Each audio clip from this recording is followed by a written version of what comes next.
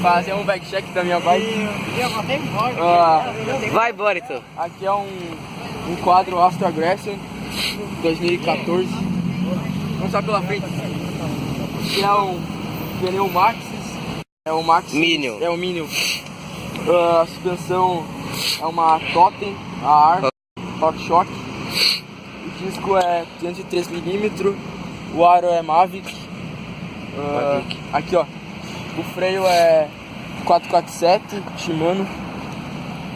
A mesa é Truvative. O guidão Havoc.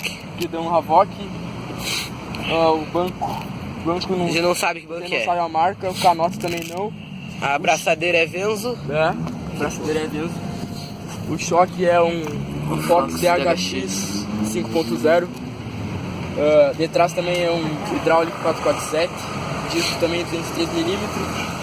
Pneu Maxxis Minion também. O preço nosso. O pé de vela é Z.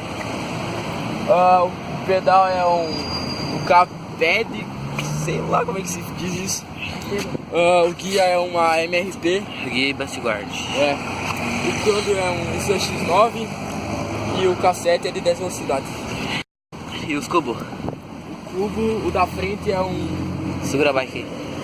Ah, que legal, não tem? Não tem marca. Isso é a marca de álcool. E a daqui da frente é um Flea Jump. Flea. Cadê? É um Flea.